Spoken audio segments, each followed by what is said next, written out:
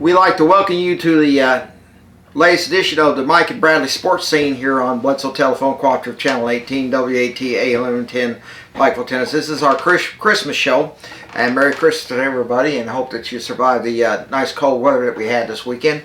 And of course, Christmas is just around the corner. In fact, it's going to be next Thursday is when it's going to be Christmas Day. And of course, everybody be good and don't get a lump of coal in your stocking. And of course, we're going to talk about sports, the local scene, the state of Tennessee scene, the national scene, and maybe even the international scene, for whatever we can come up with. Of course, we want to talk first off about Bledsoe County sports. The football all-region team has been announced, and Bledsoe County, of course, has a number of players on that region team. So let me read them off to you here as soon as I swing up here. Dallas Bridges is named Offensive Player of the Year, and congratulations to him, a senior. Zane Walker is Defensive Back of the Year. Yandel Mejia is Place Kicker of the Year. Logan Holland, All-Academic, All-Region. Austin Raines, Stonewall Farmer, Silas Burgess, Nathaniel Wooden, and Jackson Hankins is the all-region team, and congratulations to them. 10-3, not a bad season at all. Not at all. But I wish we would have been in Chattanooga for the state championship game, but that's the way it is. Congratulations to them all, and I'm sure some of them are probably going to have some college offers, and I hope that they do, to continue their education and get their careers very sharp. Well, let's go to basketball. Of course, the Warriors, the men's team, doing very good. I believe they're 6-1 on the season. 5-2. 5-2. They lost to CSAS last night. Yep. And they beat Sequatchie County, so they actually did a pretty good job on Sequatchie County. We were both there for the game Friday night. I'm sorry we weren't able to give you the game on the radio because of technical difficulties. We're still trying to solve that out, and we'll hope to get back in January when we get back on the regular schedule. As of course now it's just one game for the boys, and that's a tournament in Sparta Friday afternoon against Cannon County. The girls, however, won over CSAS. They're 2-5 on the season, and they're improving. It's just taking a little bit of time, but they played Sequatchie County tough, as I seem to recall. They did after the first little bit. Sequatchie started to pull away there toward the end, but it was pretty even there to start with. Of course, Sequatchie and Bledsoe both are kind of in a rebuild type year. I mean, they've got the talent level is there. It's just that, specifically speaking for Bledsoe County, the talent level's there. It's just not gelled together yet. So it's kind of like trying to eat Jell-O with a fork that ain't quite ready. You can get a little bit, but you don't get what you want. Yeah, but the fun is to keep trying to chase it across the fork. Yeah. I mean, if you use a spoon, it wouldn't be as much fun. So, but anyway, the teams have improved. The boys have improved immensely. The girls are still getting up there. Again, the girls will not be playing until January. The boys have a tournament game in Sparta Friday. That'll be a late afternoon start. We'd like the fans to go down there. You're getting out of school early Friday, so so it's a big chance for the students as well to go down there and make some noise. And really, to be honest, right now I got a little chippy in that Sequatchie County game between the boys, and they had to do a couple of technicals Well, kind of. I don't know. It's a lot of excitement in that game, a lot of emotion running wild. Some of them were justified, and I think they had to call that second one on our guy just kind of to even the odds a little bit. But yeah, the first one was justified against Sequatchie County, but the second one, not so much. Just let the boys play. But yeah, it did. It got chippy more than once during that game. And I remember it started off the very, very first thing. Dude goes over and gets in Dallas Bridges' face. Oh, yeah. I'm like, what in the world is going on here? He wasn't even guarding him or anything. He just walks over and bumps him and just like starts jawing. And I'm like, dude, I don't understand what the deal is. I mean, I don't know if he's trying to get in his head or what, but Dallas went on to hit 5 or 6 threes. So they were hitting threes like crazy. He didn't rattle him at all. The thing about it is that I've been a lot of Bledsoe Sequatchie County games. Actually, it was one of the first games I remember ever seeing was Bledsoe and Sequatchie at Dunlap at their old gym, at their old high school. Now and they've always been they've always been hard smash mouth playing like it was a basketball version of football, and that's that's a big deal between those two schools. They just they play. A lot of those guys on the basketball teams that play football against each other, so they're not strangers to each other, and which kind of makes you feel that maybe somehow they ought to put helmets and pads on them when they're playing basketball. Might need to in a place like Sequatchie County. It gets rough. Two of the hardest games that we play every year is when we play Sequatchie County and when we play Van Buren. It always gets rough. It's always physical, and that's just a fact of the matter. Did you enjoy that? Did you enjoy your couch? No, I didn't have to sleep on the couch. We split games. Girls lost, boys won. So it's usually a bad night if Bledsoe wins both or Van Buren wins both. But I didn't get in any trouble or anything. Well, you got in trouble Friday night when you said something about your wife being Tyrone. Had her rack. Hey, you the one started that. I didn't say a word. Yeah, she gave you that look like, oh, you're the one started you're that. In for it. I offered my cast iron frying pan on your head, but I'm afraid to crack it. Well, we already have plenty at the house, so we don't need no help. Anyway, that's why she wants to get rid of that cat, I guess. Yeah. So she's seeing who's the boss around there.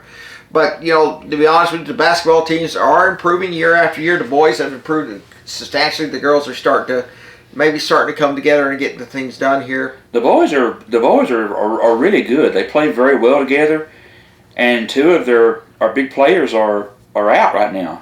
Austin Rain is out with nursing that foot, and he's got a boot on the left foot, and Calvert.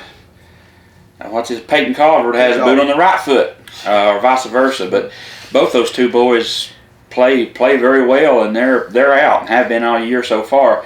But they should be back. At least I know Austin is supposed to be back in a few weeks, so that will be even better for Bledsoe County boys, even especially.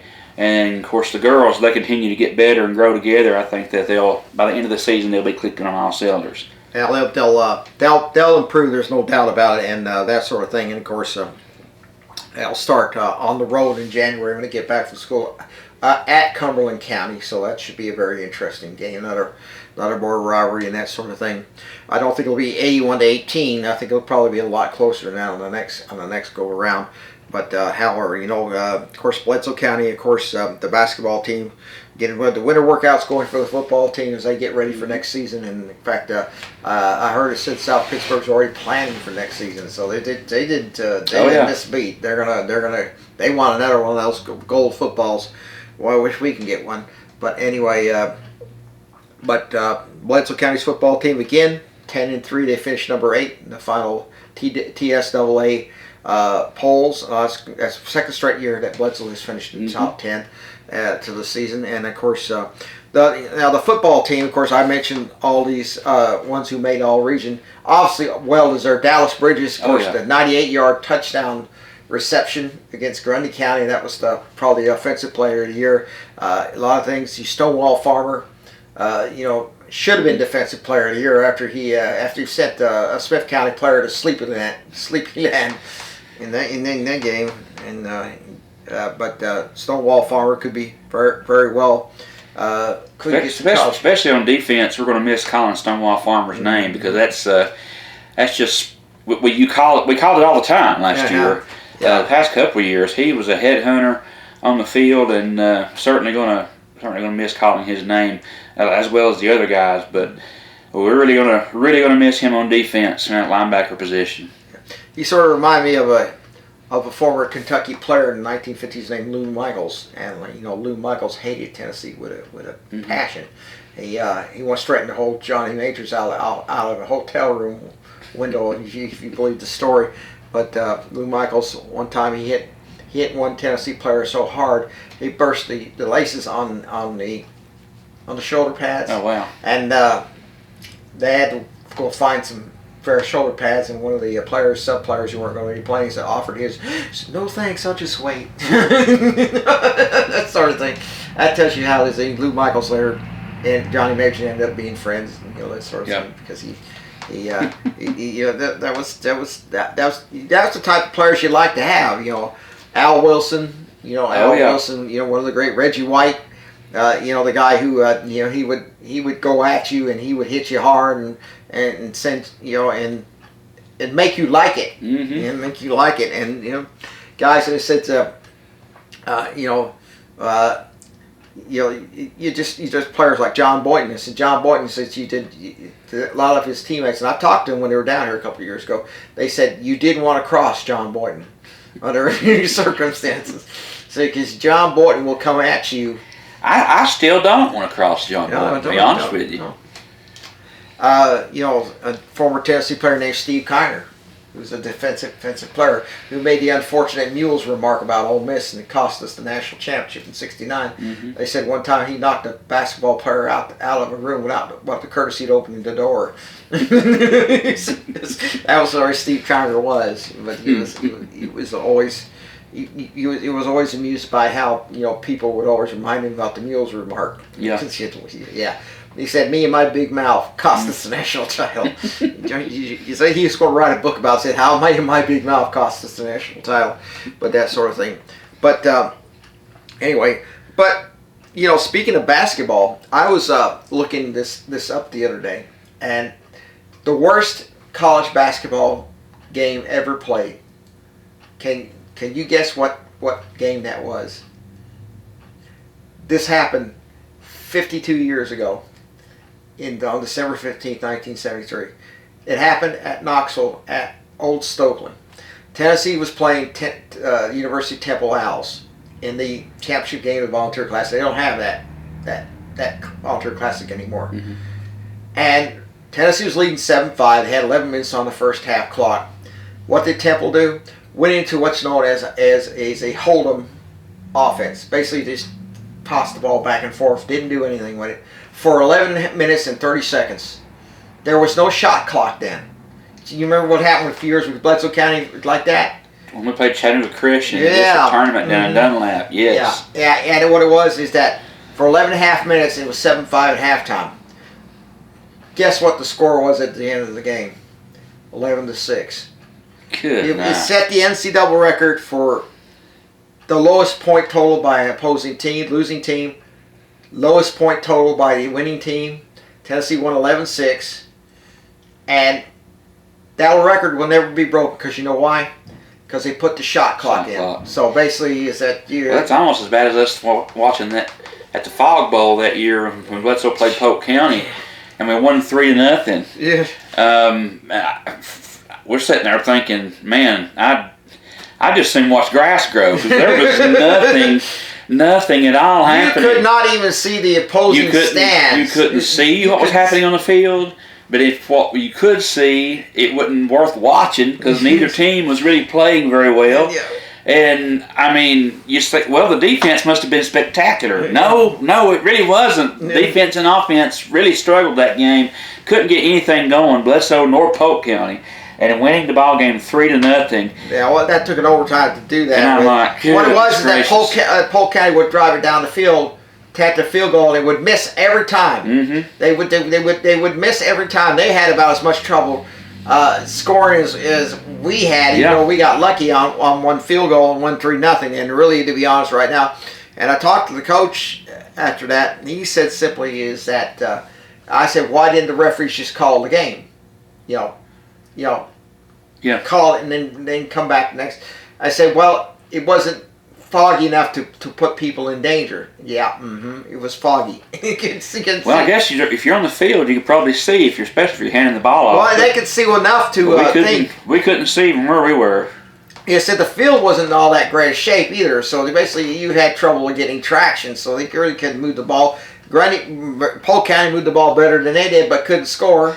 If they were on our side, if they were on our hash mark, we might could see the tight end and maybe the tackle and a little bit of the guard. But if they were on the other hash mark, forget it. I thought they might have to use one of those translucent balls that that you see in the dark or something like that. And I kept thinking about how crazy this is. I've seen all sorts of weather. I've seen snow. I've seen rain coming down in buckets. Lightning. Fog was just probably one of the bigger takes here as well. Okay, when we come back, we're going to talk some college football and some college basketball. We're going to talk about the bowl situation. The CFP pairings have been set, and we're going to talk about some news concerning a future opponent of the Vols, as this should be a very interesting game next year at Knoxville. And let's just say that the house divided. Is it going to stand? As you're watching the Mike and Bradley sports scene here on Bledsoe Telephone Cooperative Channel 18.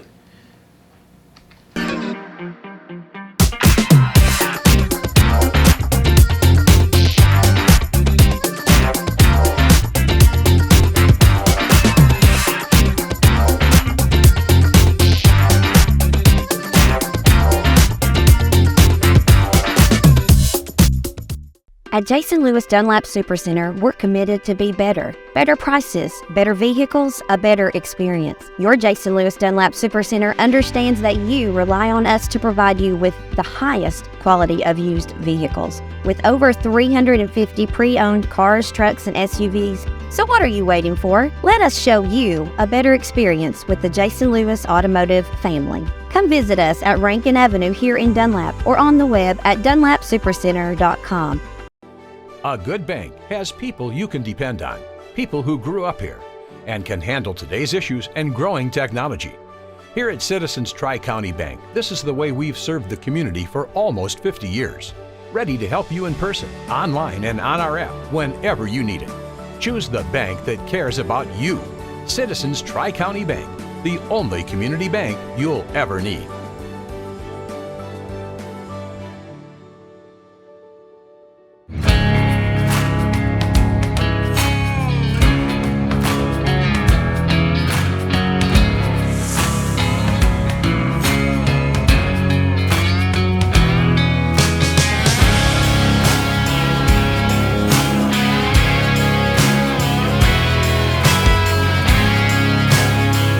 Support small business and shop DunlapMercantile.com. Okay, we're back. We had a little bit of comedy relief in the break by people asking me 10 times, "Are you ready, Mike?" And I keep saying, "Of course I'm ready." Okay, but anyway, we're going to talk a little college football and some college basketball.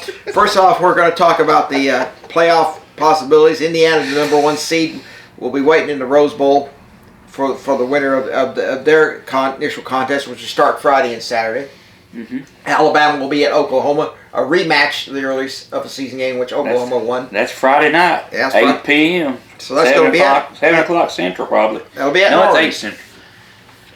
That's Norman, so it'll be at Norman, Oklahoma, and probably a little better. Ohio State hosting their first round game as well, and they lost the Big Ten championship. There's rumors going around that with the coaching vacancy at Michigan, they made a little rumor about DeBoer maybe going to Michigan, but he silenced those, said he didn't have any interest in any other job. And then the same week, it comes out, rumors start circulating from the Alabama faithful saying that DeBoer's job may hinge on what happens in Norman Friday night. But again, rumors are rumors. I'm not saying that's going to happen or not, but yeah. I don't see the only reason that Kalen DeBoer would leave Alabama to go to Michigan is to have less of a responsibility, and that's really the only thing he's going to do that for, because he has it. He's got a good thing going at Alabama. Having to win over the crowd. Being the guy that comes after Saban, that's tough. That's nothing new. You look at when Bear Bryant stepped down. Okay, they brought in Ray Perkins. Now Ray Perkins played for Bryant, and he coached for Bryant, and he was at Tampa Bay when he was at New York Giants, I believe. New York Giants, when he got the call to be head coach. Actually, Brian really wanted Gene Stallings, but the university said, look, we're not. You got 40 or 50 guys out there who could be coaches. We don't want you to go hurting their feelings, so let us make the choice. So what happened is that Ray Perkins comes on there, and of course Brian died 6 weeks after he had coached his last game, and and people, if Brian had been around a year or two longer, he would have probably gotten the fans to acclimate him into it. But of course, Perkins was going to do it. Darn if he did, and darn if he didn't. He took down the coaching tower. He said because he never did it that way. He changed radio teams. But his problem was that he didn't really have the personality to handle being head coach. And of course, he offended everybody. The joke going around is if there was one person that still supported Perkins, he'd call him up and make him change his mind. And he really was. He lasted 4 years before he left for Tampa Bay. And I think basically he had a decent record, but really, to be honest, is that I think that too many people wanted another Bear Bryant, and that worked against him. And so they brought in Bill Curry, worked against him because he never played for or coached with Bryant. He was at Georgia Tech, which was a strike against him. And then of course Stallings came along, and he was closest to Bear Bryant in demeanor and that sort of thing, and he won a national title, but got into trouble. Yeah, I think that's one of the disadvantages that DeBoer has. Mm-hmm. He was very successful at Washington, had a couple of great years up there, and getting the job at Alabama post Saban. It's always hard to come in. You look at your legendary coaches who go out. The next one that comes in is usually held to a higher standard. They don't even give them a chance to succeed because you're judging their success by their predecessor. Right. Holly Warlick, same deal with Pat Summitt. Right. I mean, you mentioned Perkins here with Bear Bryant, and the same thing happened with every major college football or college sport at anywhere, or any team, whether it be pro or college, you're judged by how well the person before you did, and especially if it's a legendary coach like Pat Summitt or Nick Saban or Bear Bryant or Neyland or somebody like that, you're going to be judged by their success, and it's not fair. And again, it kind of is because you expect them to succeed. So I can see both sides of the argument, but whether or not DeBoer stays at Alabama, I see him staying. I don't see him leaving. I think he wants to make his own go there, but he would be insane to leave Alabama to go to Michigan. I mean, that's just ridiculous to even think about. But again, crazier things have happened. But that is the rumor. Of course, the weird thing about the college football playoff is you look at those coming in, the 12 seed and 11 seed, Tulane and James Madison, and then you got teams like Notre Dame that didn't make it, and that caused a big stink. So they decided they're going to pout and not have a bowl game, and then they kind of fought back at the College Football Playoff Committee to the point that the ACC kind of took a shot at them because they were like, hey, they're associate members. They're not full members of the ACC. They were mad because Miami got in and they didn't. Well, they beat Miami. Miami beat them. Yeah. So they win the head-to-head even though they were ranked below Notre Dame. Yeah. And the thing that bothers me is okay, we're going to sit out for the bowl game. We're going to sit out and not play the bowl game.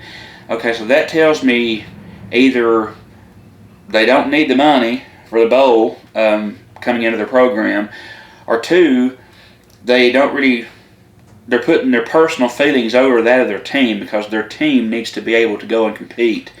And that bothers me. And it's kind of the same situation we had when Central didn't go and play because they're going to play reserves in high school. Yeah. They forfeited the game. But anyway, that Notre Dame they're just, I don't know. Join the conference altogether. Win a conference championship. Yeah. Play a tougher schedule. And now because of the fit that they threw, teams around the country now are starting to say, well, that's okay. We won't play Notre Dame. We won't schedule. And they've pitched such a fit. The College Football Playoff says if you're ranked 12th or better, if you're Notre Dame, Yeah. you are guaranteed, that word, guaranteed, a spot in the college football playoff. Okay?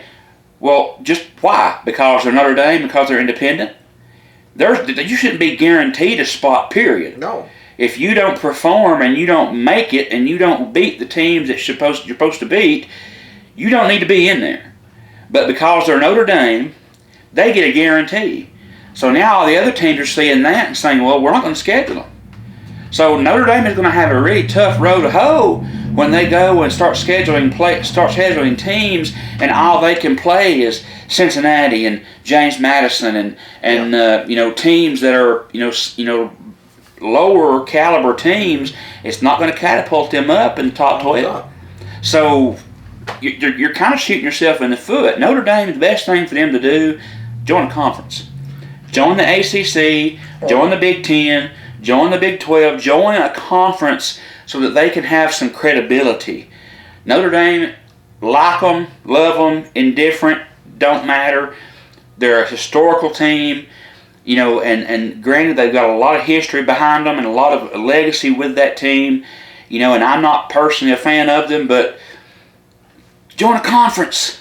Yeah, there's there's a story going around that the SEC is in informal talk with Notre Dame to join them as a full member. Of course, Notre Dame would probably, it's like a bagel and a bucket of grits. It just doesn't see that way. But that's then and is now. But you also have to look at it this way: is that a lot of teams opted out of going to bowls because Auburn had a chance at 5-7. They met the percentage, the academic percentage, had a chance to go to a bowl, and they said no. We're going through coaching changes. We got to put together a staff, and we just cannot do it in the time frame indicated. Florida State turned it down. They said simply that they didn't feel that they managed a bowl. Mississippi State 5-7 accepted the bowl a bid to the Duke's Mayo Bowl and that sort of thing. Well, see, that can be understood. If I was Florida State, they struggled this season. Even after beating Alabama at the first game of the season, they struggled the rest of the year.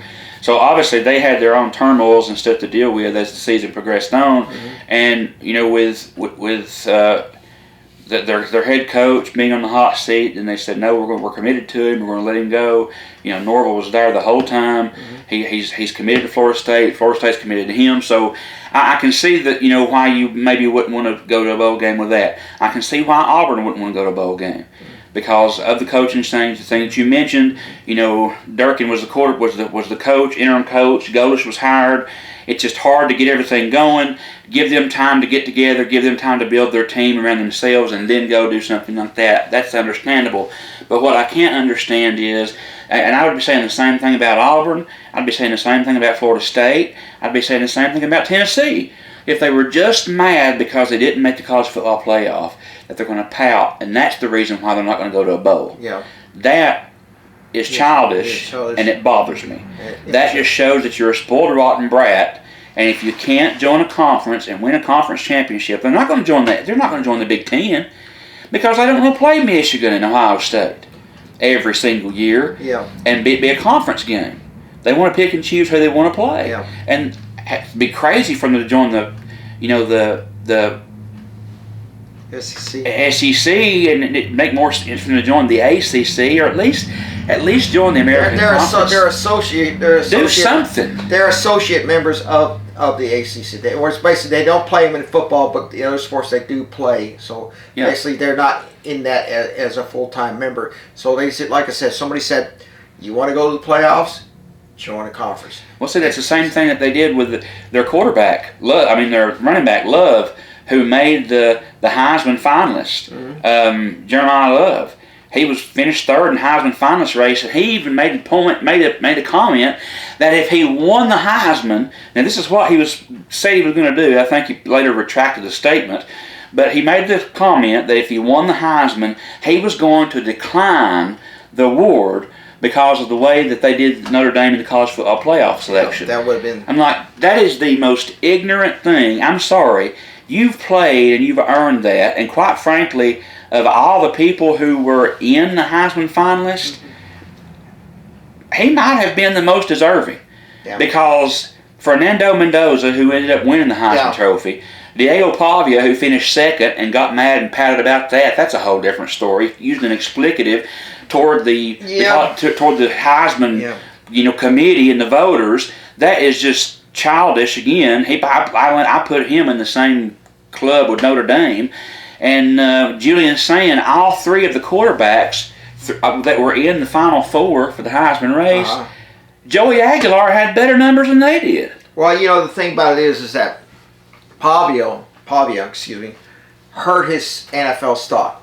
Okay? Yes. With that tattoo, and I think he probably somebody may have pointed this out to him, or somebody he may have realized that I may have hurt myself in stock. I may have gone from like second round all the way to fifth round with that, and he apologized for it. But I think the apology was more or less half baked.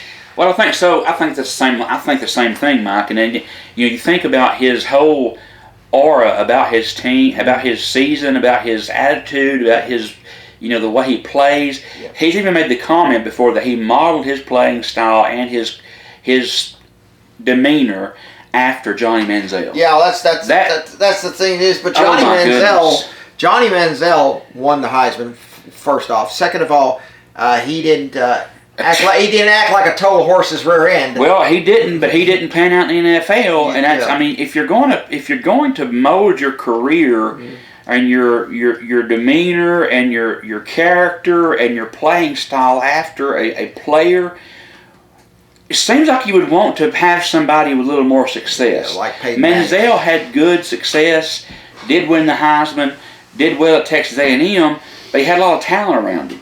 And Manziel, go back and watch the Texas A&M and Tennessee football game. Yeah. You cannot tell me that boy had some kind of major luck. The passes that he would throw, just a prayer, throw them up, and Texas A&M had the athletes to go and get it. Yeah. Again, the quarterback's got to get it there, but the decisions that he made in the pocket, even Nick Saban mentioned him when they played Alabama. You couldn't do anything with him. You go to tackling, he would get out of it. You'd have him down for a 12-yard loss. He would scramble away. He would run back and forth. He would run 145 yards on one play, but never cross the line of scrimmage. Yeah. And then finally throw the ball down the field and score. So, he was a good athlete. Don't get me wrong. But you got to have the character to back it up. If you're going to be a good athlete, you got to have some humility, and you got to have the character to go along with that. Manziel lacked it. He would have been successful, I think, in the NFL had he had a little more character and kept himself, leveled out. Diego Pavia, I'm sorry, he's. I think at most he'll go in as a free agent. Now, pick another role model is all I gotta say. I'm going to tell you this right now. In 1964, John Horarte, who was a quarterback from Notre Dame Fighting Irish, won the Heisman Trophy. Mm-hmm. Okay, finishing fifth was Joe Namath of Alabama. They both signed with the same team, the New York Jets. Guess who played backup to Namath? Horate. Yeah. He never played a down, and you know what happened? He said, because the simple fact of the matter is, he said Namath was too good. He said he never got injured bad enough to ever get pulled out of the game. He said Horate went into business. He said after 6 years, I said playing backup to him. I'll find another line of work.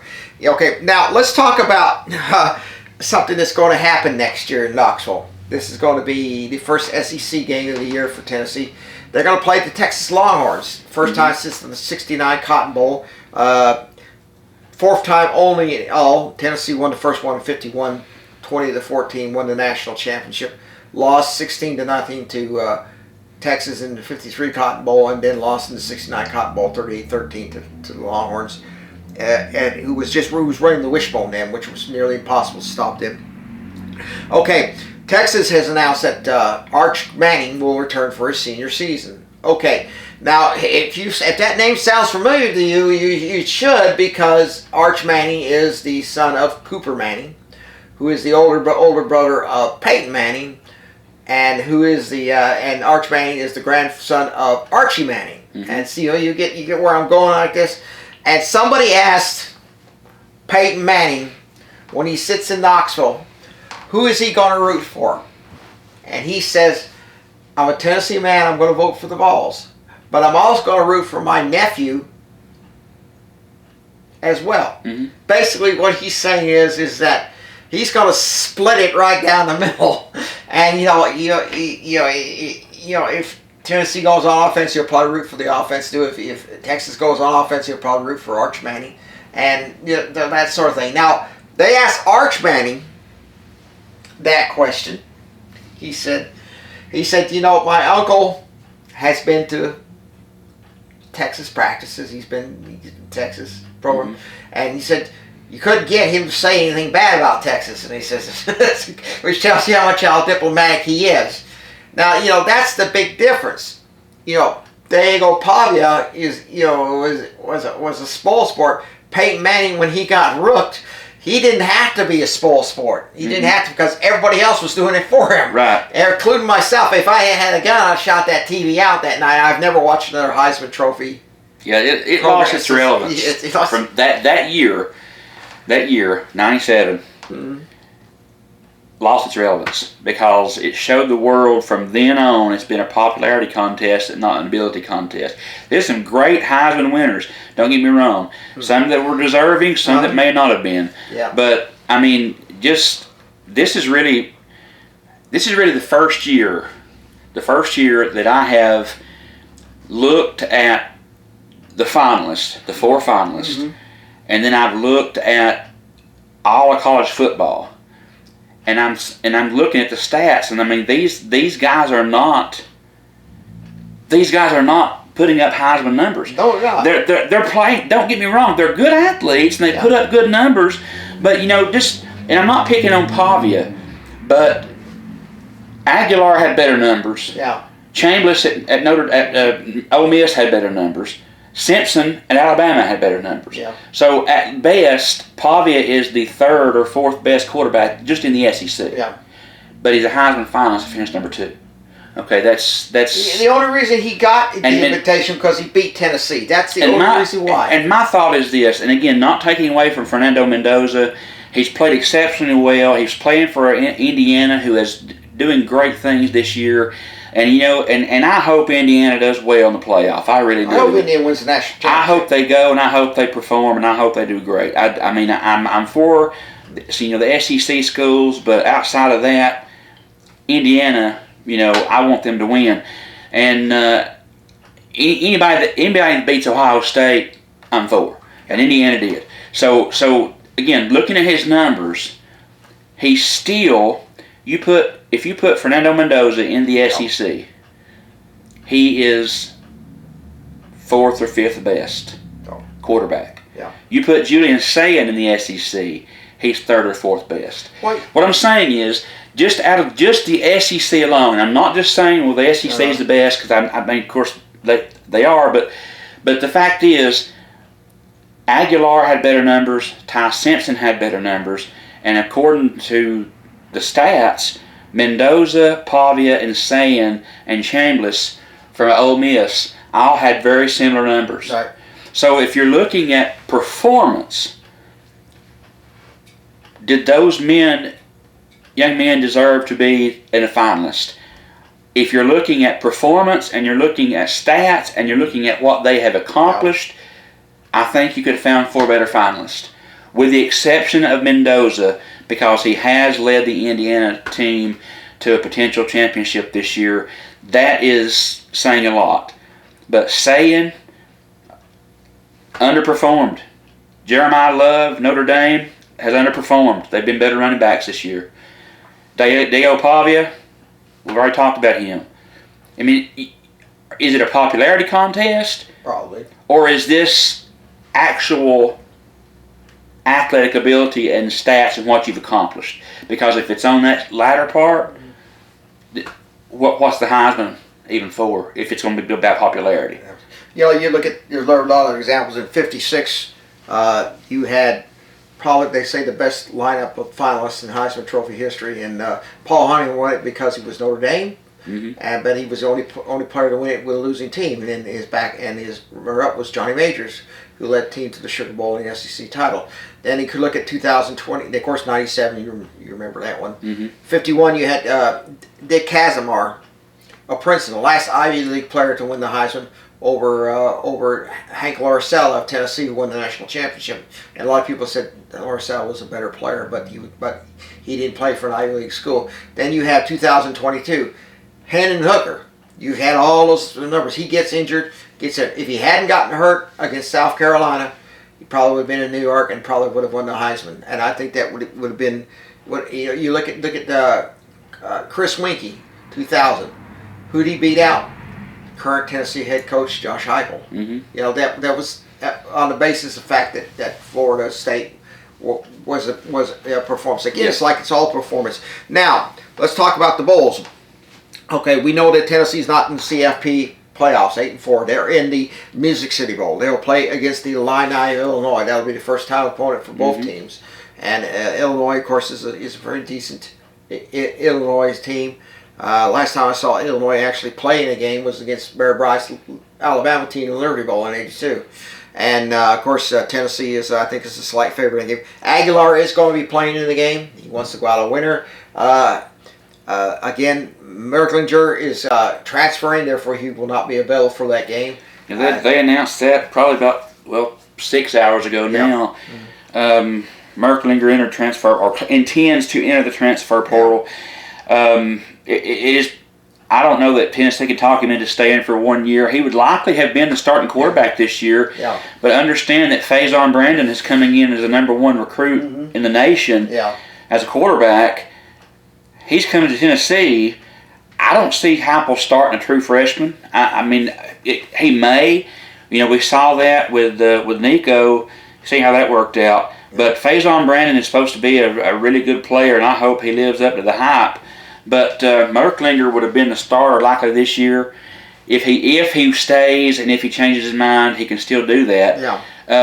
But then again, you've got the quarterback from Cincinnati, who is a pretty darn good quarterback. Yeah. Just don't have the talent around him. The name has left me. I watched Cincinnati play, and they were singing his praises, and I was like, I got to see what this guy's all about. He played a pretty good game. He's thinking about transferring, or is transferring, and has made a comment that he would love to play a game at Neyland because of the atmosphere. So it's possible that Tennessee might go after him, and he would be a good fit. He plays much like Joey Aguilar. The only thing is he's got a little more speed on the ground. Yeah. So he's passed for, in the past couple of years that he's been at Cincinnati, he's passed for over 7,000 yards and rushed for over 1,200. So, I mean, he's a good player, and he's good for one more year.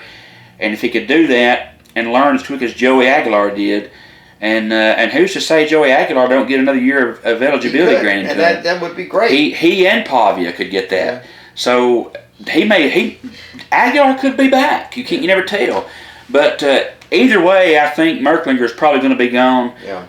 McIntyre, of course, he's the backup to the backup. And they have a freshman quarterback who played maybe about 3 or 4 snaps. He has not played since then. He may decide to transfer, or he may stay. But let's be honest. Another thing that really kind of hurts me a little bit, this whole saga around Legend Bay, who seemingly wanted to go to Ohio State, committed to Tennessee because his mother told him he had to. He turns 18 in a couple months. Yeah. But Tennessee has officially released him of his letter of intent. Of course, you said they don't do those anymore, but yes, they signed with a team, and they have released him of that to allow him to transfer. Will he go to Ohio State? I don't know. Will he stay at Tennessee? I don't know.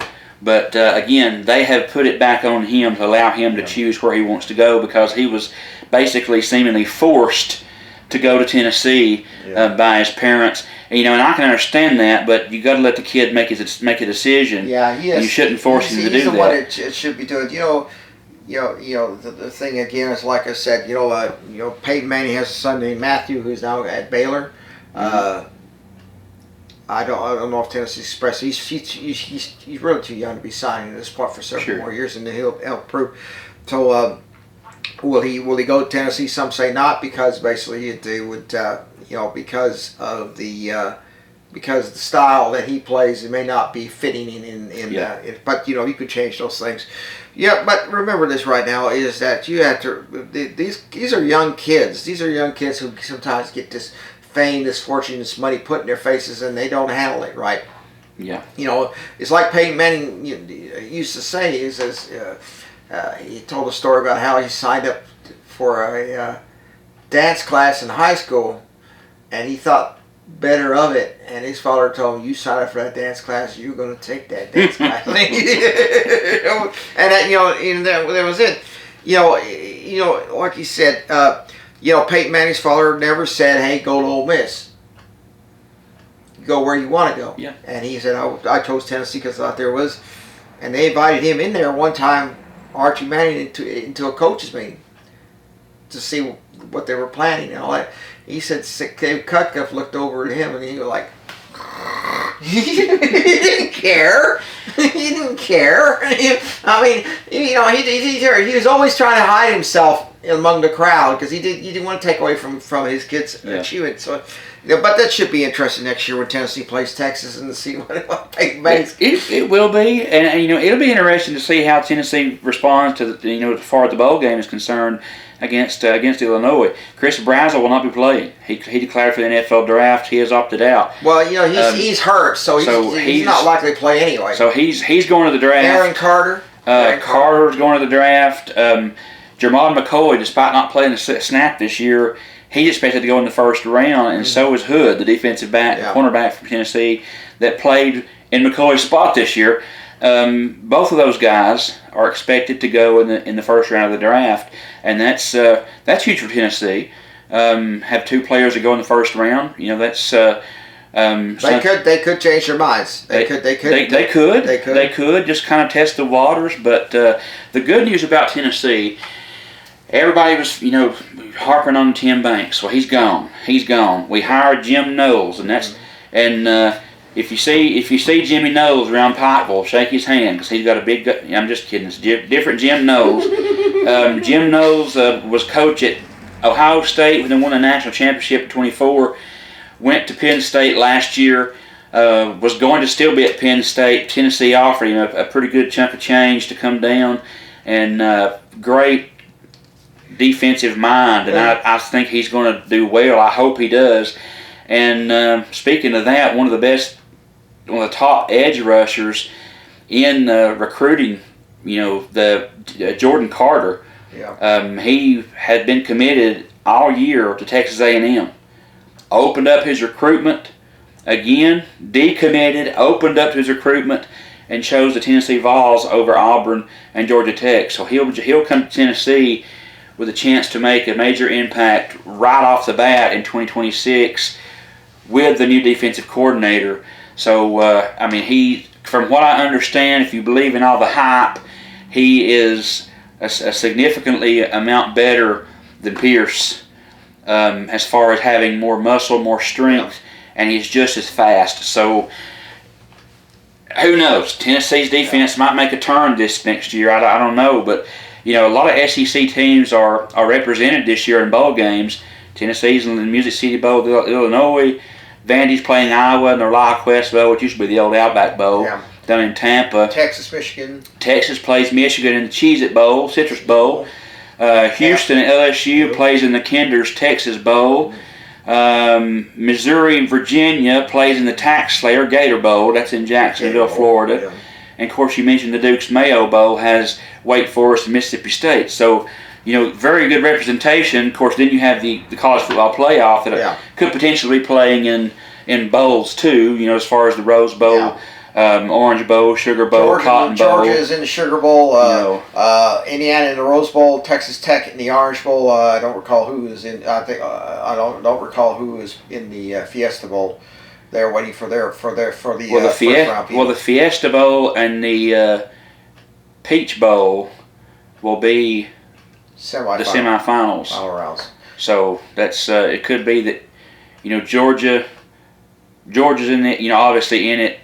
Texas A&M, the SEC team, Ole Miss, Alabama, Oklahoma. You've got Saturday is going to be those three first round games. Friday night is Alabama, Oklahoma, so that's going to be a lot of football left to play this weekend. So it's going to be interesting. I'm anxious to see what Tulane does. Tulane and Ole Miss. That's the game that I've got circled. Yeah, that's a rematch. What will happen there? Because Summerall was at Tulane. He's now at Florida. But he's going to coach. He's going to coach Tulane. He's going to. Yeah. But the coaching carousel is kind of wound down. Penn State hired Matt Campbell of Iowa State. Will Stein goes to Kentucky. Pat Fitzgerald goes to Michigan State. Bob Chesney goes to UCLA. Ole Miss hires Pete Golding, who is the defensive coordinator, because Kiffin goes to LSU. Everybody knows about that hire. John Summerall goes to Florida. Arkansas. Ryan Silverfield leaves Memphis, goes to Arkansas. Had a chance to get Golish. He ended up going to Auburn. And Virginia Tech, of course, hired James Franklin. He was the first one to kind of kick this thing off. But a lot of coaching changes. And, of course, now, Michigan's open.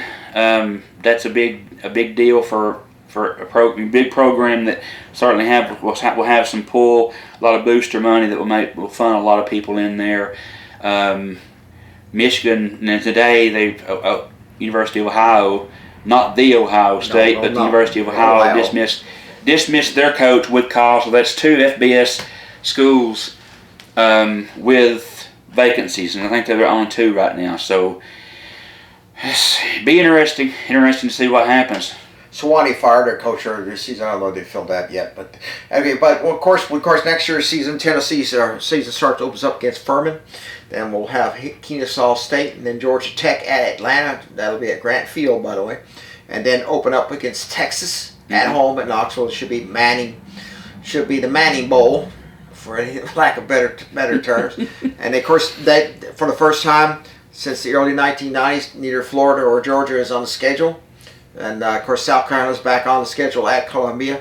Alabama, of course, Kentucky, Vanderbilt, Texas A&M, Auburn, LSU, Alice Golish, Auburn team, see how the hell that comes out there. And, of course, Vanderbilt will end the season at Nashville. And, of course, depending where Pavia will be around. I will guarantee right now, if they don't have Pavia next year, you're not going to look at more than 5 wins out of that Vandy crowd. Well, it's not just Pavia. Mm-hmm. All those graduates come in and played 1 year from the transfer portal for Vanderbilt. You've got basically a 25 to 28-year-old roster that's semi-pro. Yeah. Which is, those guys are graduating. They're leaving. So unless they hit the transfer portal again and get some more guys in, Vanderbilt's going to struggle next year. And I don't want Vanderbilt to succeed because it's just Vandy. Yeah. But I feel really bad for Clark Lee. Yeah. Because he is a great coach.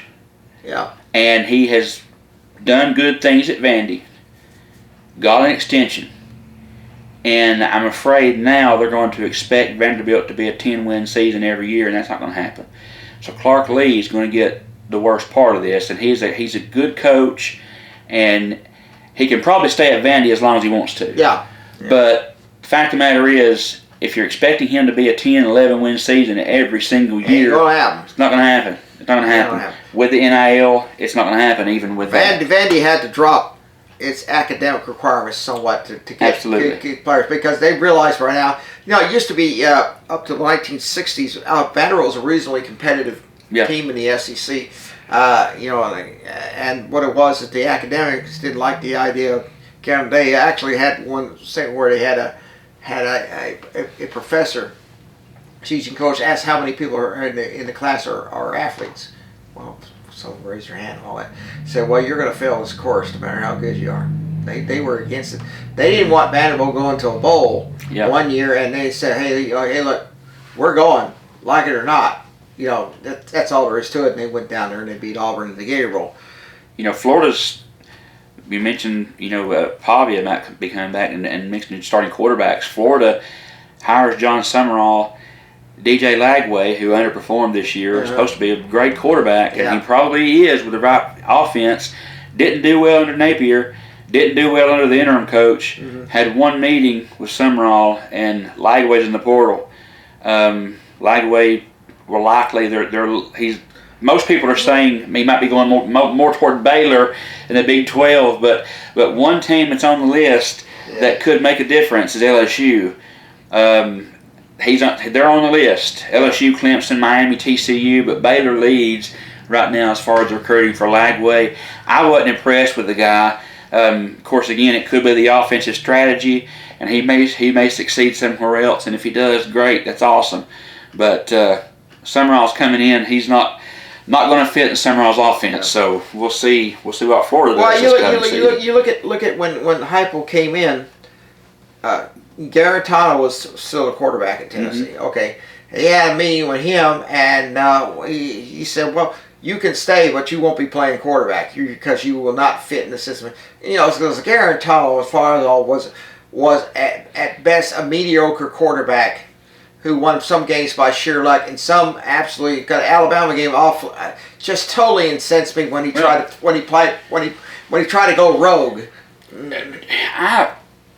I have mixed feelings about Garantano. There were so many times where he did just ridiculous things, and you're like, dude, use your head.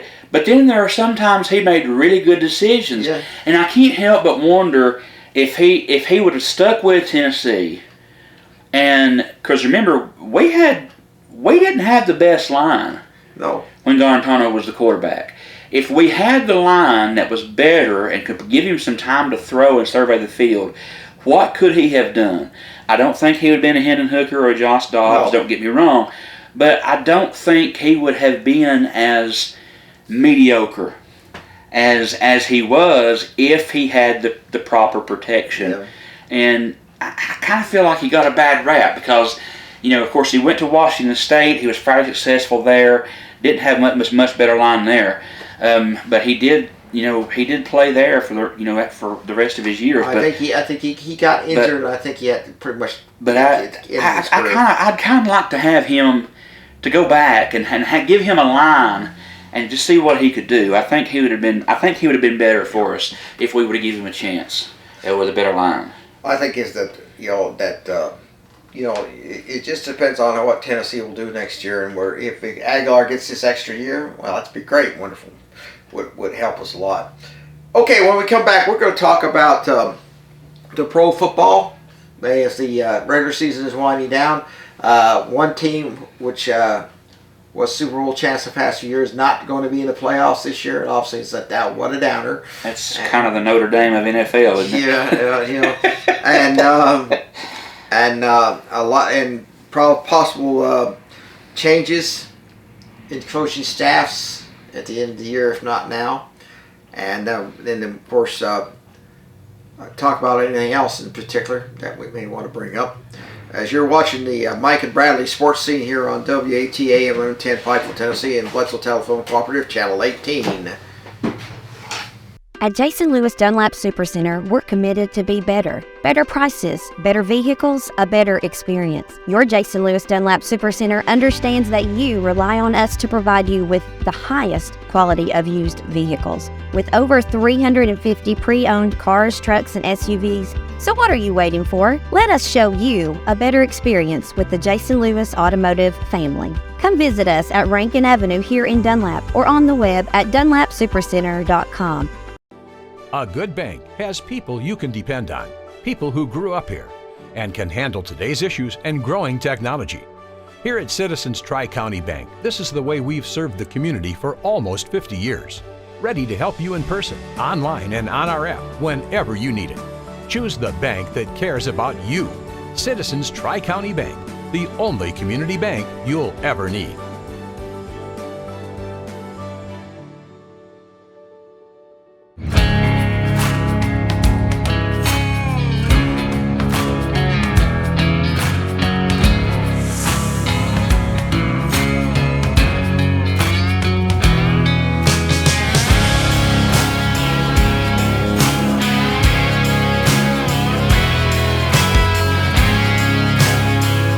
Support small business and shop DunlapMercantile.com.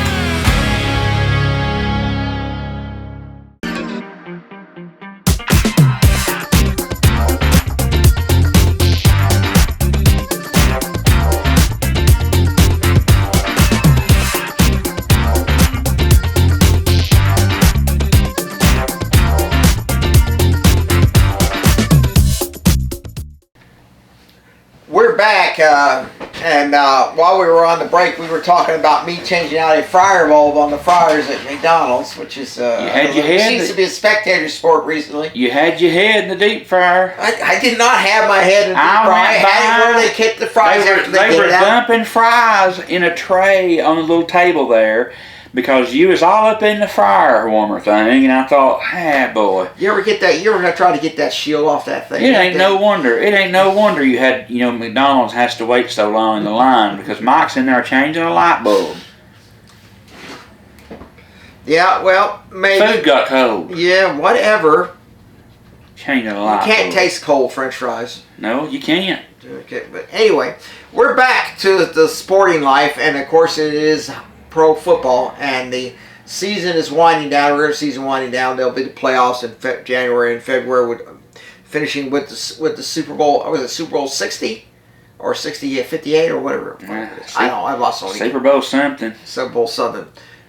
Originally, it was not the Super Bowl. Was not the name. It was the AFL NFL championship game because they were going to merge, and they had agreement the AFL and the NFL were going to American Football League, which is now the American Football Conference, was going to play a game with each other. And they actually they actually failed to sell out. Mm-hmm.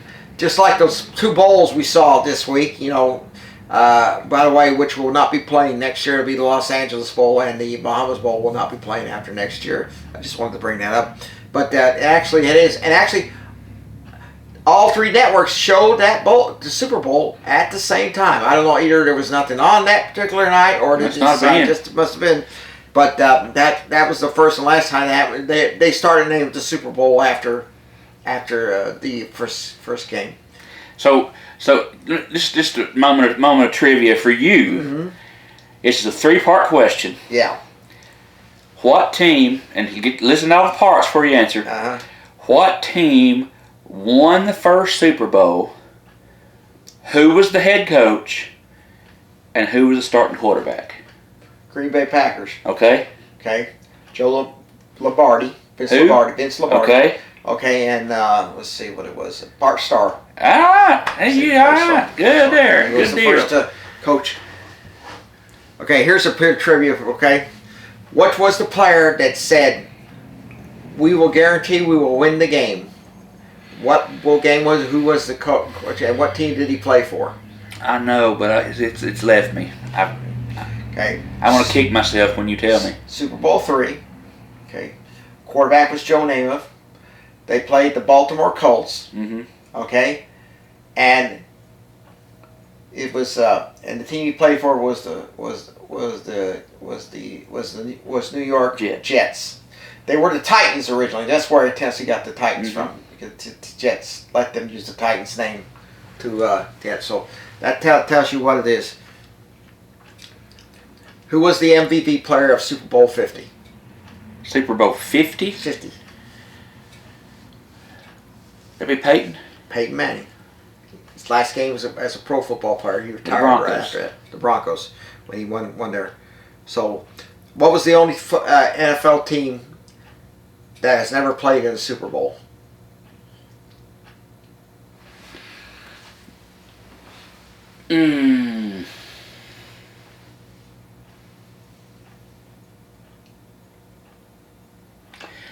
Why do I want to say the Cardinals? I know it's not the Cardinals. Detroit. Detroit's the only NFL The Lions team. The Lions played? never played in the Super Bowl. What? They played in the old NFL championship games, but they've never played in the Super Bowl. They never come close. But anyway, we know right now that one team which had won the last few Super Bowls, the Kansas City Chiefs, are out of the playoffs, and Mahomes is out for the season. Mahomes tore his ACL last week or Sunday, and I hate it. Don't get me wrong. I'm not wishing ill on anybody, but the one thing I read a comment today. A reporter said that there's not going to be a true Super Bowl winner this year because none of them in the playoffs played the Chiefs, and I'm thinking the teams that made the playoffs beat the Chiefs in the regular season. So, I mean, that was a knuckleheaded, comment. Well, it wasn't exactly the most sharpest comment I've heard of on the line, no. But let's Kelsey was going to retire this year, but now he may not because he wanted to go out on top, and I can understand that. The surprise this year to me, and I think to everybody, is the AFC East. They were predicting that the Bills would be, the top team to beat, with Allen at quarterback and all those guys that went deep in the playoffs last year. And they were even thinking the Dolphins, might even compete this year. And the Patriots have overperformed. The Patriots are likely going to win the division if they keep playing the way they are. They've not clinched a playoff berth yet. The only two people that do that is Denver and the Los Angeles Rams. But plenty of teams have dropped out like flies. And one of those teams that is eliminated from the playoff contention is Kansas City. You mentioned Miami. They are out of playoff contention now, and they have decided to bench Tua. Tua is now going to be benched, and they're going to start Quinn Ewers.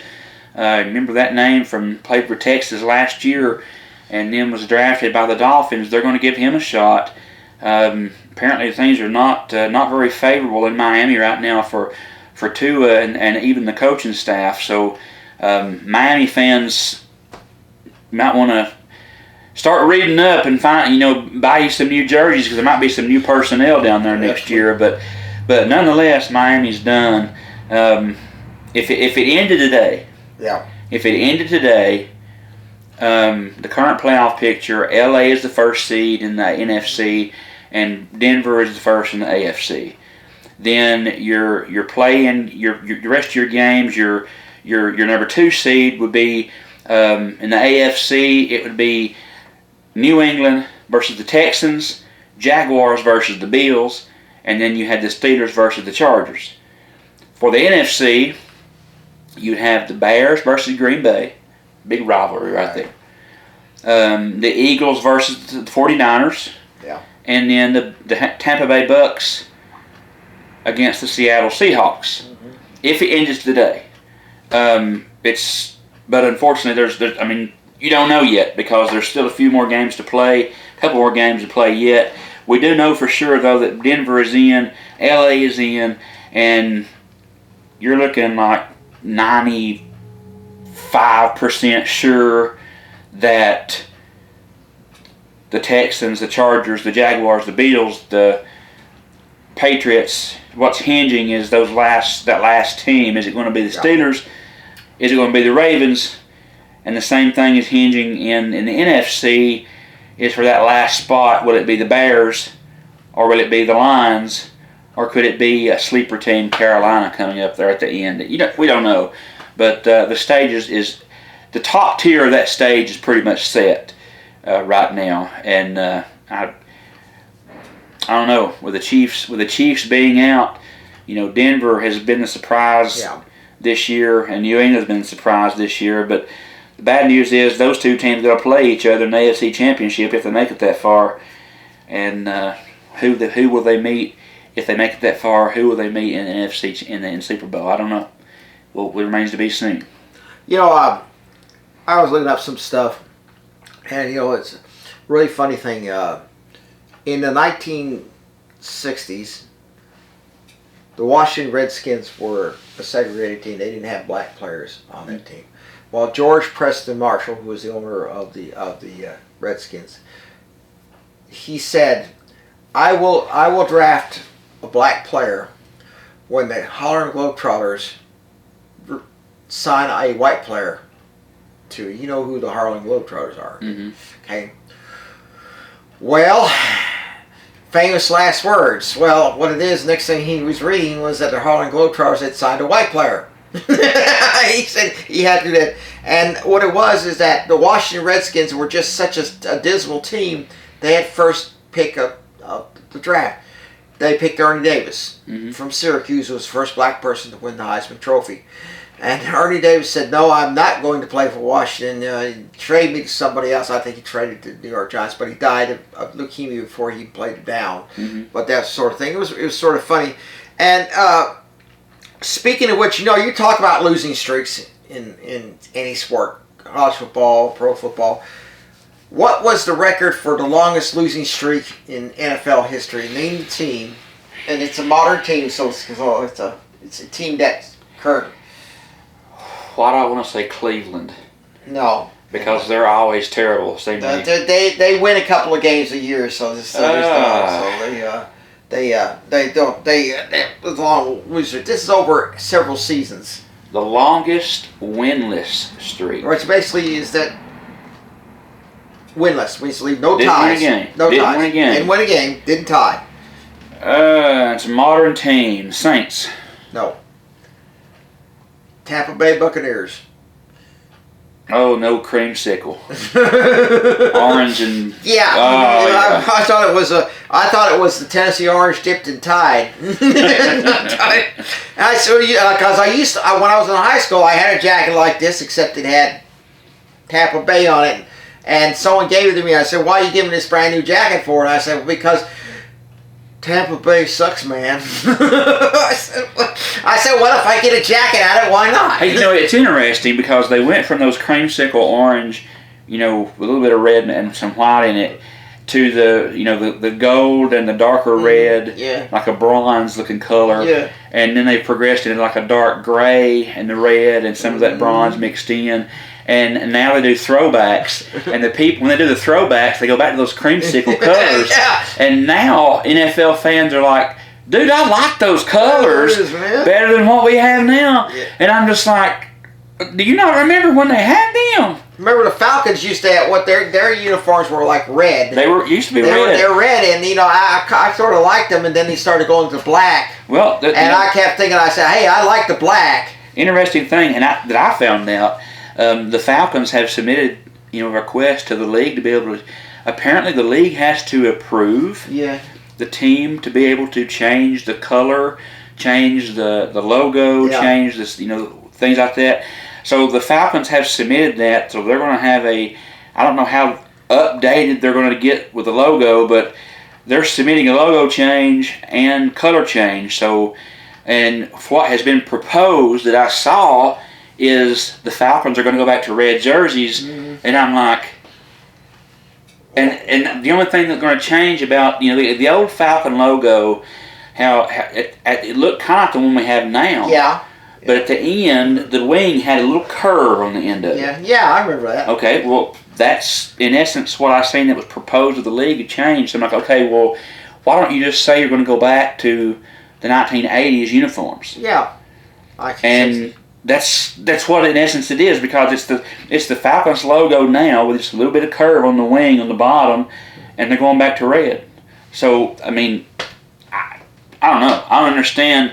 The Falcons need to worry about winning football games instead of what they're wearing, because they need a coach too. And I kind of hope that the Steelers get rid of Tomlin and he'll go down there, but I don't know. The thing about it is that actually Bill Belichick actually was auditioned by the Falcons, but was not picked. But you look at it this way: in 2003, Tennessee decided to celebrate something going on, I guess. 2004, and what it is, they went to the old Bill Battle jerseys. Now, if you don't remember what the Bill Battle jerseys were, it's okay. What it was that they passed what's known as the Tennessee rule, because requiring the Byzantines to wear white, and Battle didn't like it. He said, unless you're LSU. Unless you're LSU, of course. They had to get NCAA permission to do that. And what it was is that Bill Battle didn't like the idea, so he told George Caffigo, who handled the uniforms, get me something that matches. So what they did is they had the orange on top of where the where the shoulders were, and was white and orange and all that. And if you ever seen the 1970s, they would play it, and they would go down there, and they had what's called as a throwback game, but they invited former Tennessee players and coaches to appear to something. They were going to play UNLV. That UNLV beat where the home jerseys in Tennessee played the orange and white jersey, and they had Schaefer, Tennessee quarterback, and they were had Eric Ainge, and they were playing them at the same time.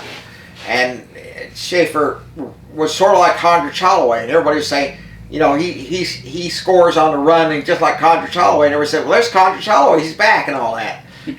Well, they wanted to go down to Gainesville and wear the uniforms, the Bill Battle uniform. Florida said, no, absolutely not. You will not. And the SEC said, no, you can't. You got to wear white. Oh, wow. And that was really, really a bummer, because really is that battle that now the NCAA says, okay, you can wear home jerseys versus home jerseys as long as they're not the same color. Right. So and I said, why don't Tennessee and Alabama play like orange against crimson again? Nick Saban said, no, absolutely not. That'd be interesting. And of course the black jerseys, which Tennessee likes to get out once in a while. I think a lot of people liked it. Lane Kiffin, 2009, surprised the crowd with the black jerseys. They didn't have the black helmets, and they had the orange pants, but I guess they didn't have time to get that together. I'll be honest, I didn't like that. When it was black and orange, orange and white and orange. Didn't like that. Now when it was black and black, now you're talking. Got a match. It would look, it looked terrible. And I'm like, I'm glad Kiffin left, if that's what he's going to bring to Tennessee. Well, that was sort of like this was a one-off deal for him. He said it was expensive to do that. Yeah. But he said, they had one time in the 1960s that Bryant's Alabama team had white helmets with red numerals on the side, not the red helmets with the white numerals on the side. They played that on a few road games and lost, so he quit doing that. Yeah. And that sort of thing. The orange shoes Tennessee wore in 1986 when they had their bad season. Where did those shoes go? Went to Russia. It's true. There's a semi-pro team was trying to run to Russia, so he sent them the shoes. Oh, wow. The Tennessee players didn't like the orange shoes.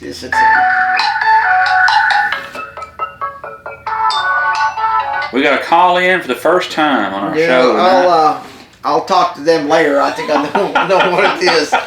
It's probably Pavia. It's probably Pavia calling. Well, if it is, let me talk to him. I'm sure you would. He'll have plenty to say. I'll have plenty to say. Anyway, the pro football team, we're waiting to see a few more weeks, and of course after the January bowls, of course you got the national championship game in late January with the college football. See what it is. I hope Indiana wins the national championship. I'd like to see somebody else win it for a change instead of the big powers for a change. What about James Madison, the 12 seed coming through in the clutch and going all the way? Yeah, well, if you believe that, then I know there's something wrong. I know there's something wrong here. But anyway, then I will retire from doing football. You heard it. You heard it. So everyone, I don't have to worry about that. Famous last words. Everybody jump on the James Madison University bandwagon. Because I'll tell you a quick story before we touch on some baseball news. Because I got some baseball things I want to talk about, but real quick. But year before last, Mike said, in high school football, he said, "I will retire if we make it to the state championship game." I said, if we win the state championship. That's not what he said. That's what he said. He said, "I'll retire if we make it to the championship game." Okay, so Bledsoe has a great season, wins first round. And Mike, says the same thing. Now at this time, we'd never made it past the second round, and ever in our modern playoff. Yeah. So Mike's like, if we win next week, and I've already said if we make it to the state, I'm gonna retire. Well, second round comes along, Bledsoe wins. He's getting nervous. He is getting nervous. He's getting nervous. Third round. I don't know where he gets this Third round. stuff. Hey, at Mark Cagle, Bob DeGennaro, Derek Harvey, I'm dropping those names because they were in the press box, they heard it, and they saw it. We went to play at York. He was nervous. No, it's not. He was nervous. No, it's not. And now, the chance that we made it to the quarterfinals that year, lost. He was relieved. No, it's So not. he comes back this year, and he says, listen to him. and he says, Listen to if him we lie. if we win the state championship, he was nervous this year too. No, it's We go to the quarterfinals. I We was host not. the quarterfinals game. He's getting antsy, and he's like, "No! Listen to him. I said if we win."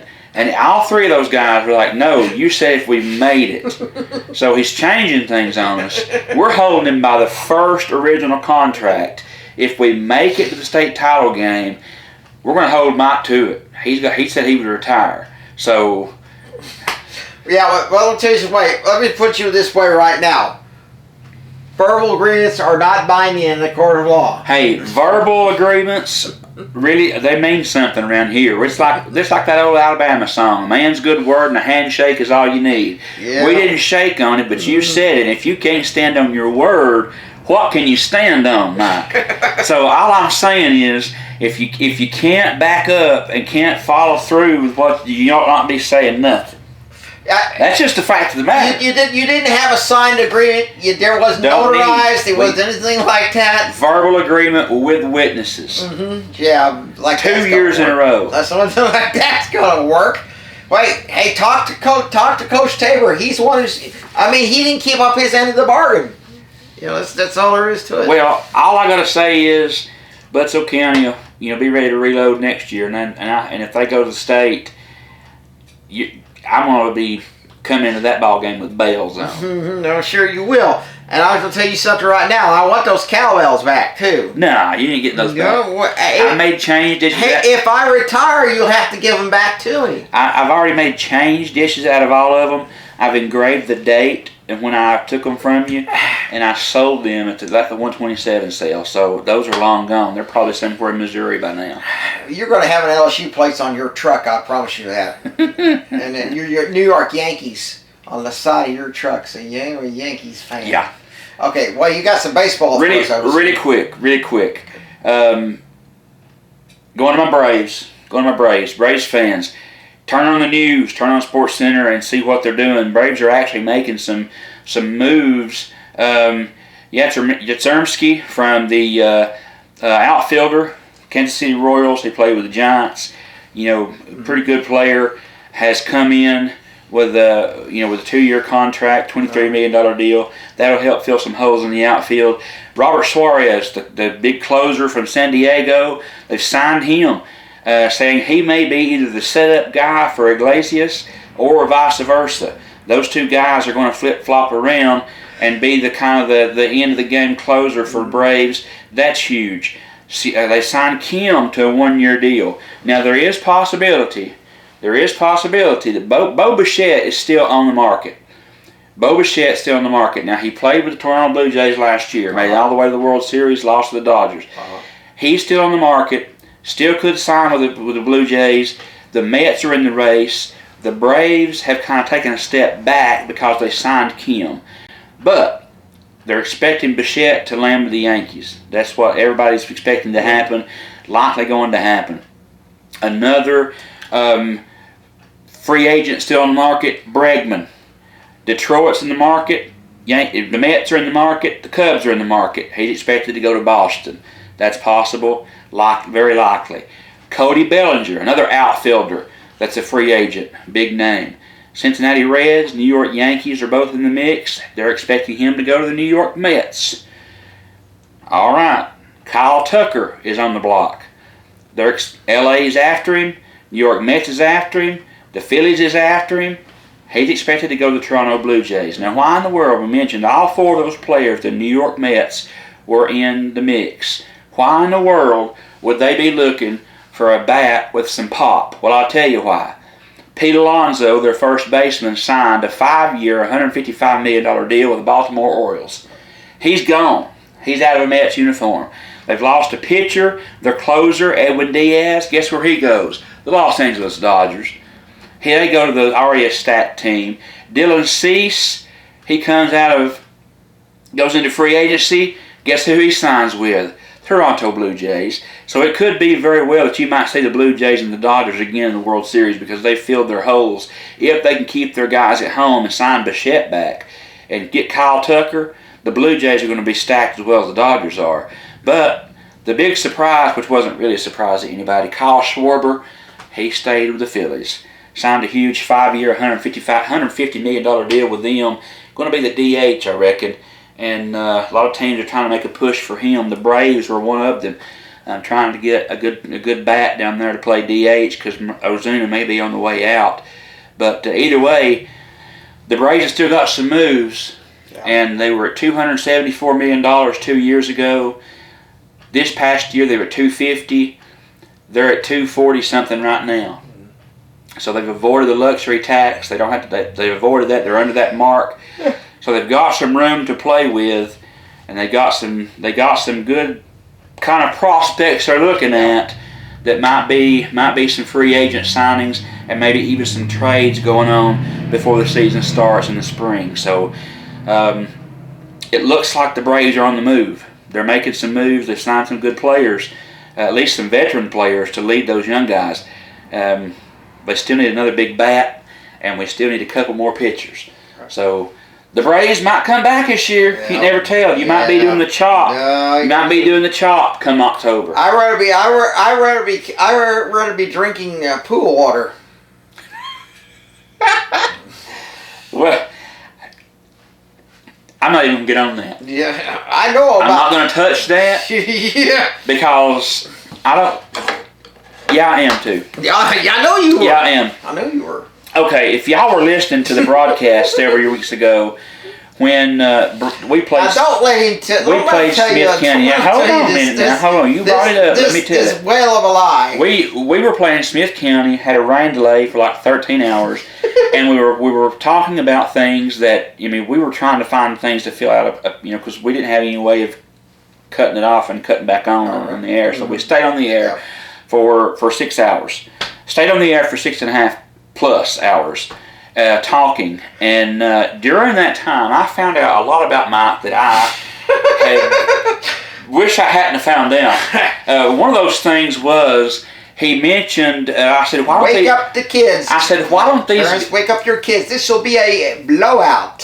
I said, why don't these guys just get go to the park and stay at the inn overnight and then come back and play tomorrow, or go to Crossville or something.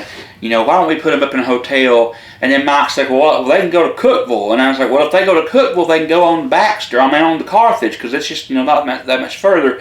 And then he says, I stay at the Alpine Inn. Okay, that's all well and good. But then he proceeds to say, I went and took a drink of their pool water. Now this is the way the conversation went. Editing. This is the way the conversation went. Mike says, I went and took a drink of their pool water and it was salty. So I get up and I go into the office and tell them, hey, the pool water's salty. And they said, yes, sir, because it's a saltwater pool. That was what he said. And I turned back and I was like, wait a minute. What were you doing drinking the pool water? I swallowed a little bit when I jumped in the pool. Deer in headlights, look. Because he admitted to everyone who was listening and who was there, he was drinking pool water, and he was like, oh man, I let the cat out of the bag. So, okay, now we know. Now we know why the things up here at the top, might be floating in salt water. Because he's drinking pool water. No wonder. That explains so much. Well, you got all these people come to me. TA said he listened to the broadcast. He said it was the funniest thing he ever heard. Well, yeah, it'd be funny because you had the audacity to call me weird about weird. 30 minutes after that, and I had to remind you and everybody who was listening. Wait a minute, I'm not the one going out drinking pool water. You know. I wasn't drinking pool water. I No, swallowed some. There's a difference. You know. It's not like I was drinking it by the It's cup. not just water and chlorine in those public hotel pools. And I tolerate as far as I'm going with that. And you drank it. You were drinking it. Ew, no. Just something wrong. Something wrong there. Well, you talked about possum womp being the word. You said, hey, that talking about possum womp and drinking pool water is completely different, opposite ends of the spectrum. I don't even want to hear it. Okay. By the way, we're gonna pretty much fold up the stakes for. I would end on that too if I were you. Because I wouldn't have anything to say beyond that. I'd be like, it's You over. didn't mind saying it, did you? No. You said it. I repeated it. No, I know Santa Claus ain't gonna give you is gonna put a lump of coal in your stocking. Well, he's going to give you bottles of pool water. I guarantee you that. Get you whatever. But anyway, okay. Well, this will do it for our Christmas show here at WAT Studios, and of course, we want to thank everybody. We want to wish everybody a Merry Christmas. Our sponsors. And a Happy New Year. Happy New Year as well. Happy Christmas and a Merry New Year. And Merry something. Yeah, Happy something. Yeah. Mm-hmm. And I'll tell you this right now is that we have enjoyed doing it. We have enjoyed doing it, and we hope you have enjoyed watching us. And again, Merry Christmas and Happy New Year, and hope everybody will have a glorious New Year, and everybody drive safe and be careful. Light up your Christmas trees. Use electric lights, not candles, because some people really. still use candles for some strange reason. I don't know why. But anyway, like I said, not only to give presents to your relatives and loved ones and even people you don't particularly care or crazy about, but remember your pets also are, as my mother used to say, pets are people too. And I used to say, well, if pets are people too, why don't they feed themselves? So I used to say. But anyway, Merry Christmas to everybody here, and of course, and Happy New Year. And of course, we'll be back in early January as we'll go into the new year, hopefully with some good news for Tennessee Vol fans and for teams in the college football playoffs and the NFL and all sorts of sports. And we hope that everybody else will have a good Christmas as well.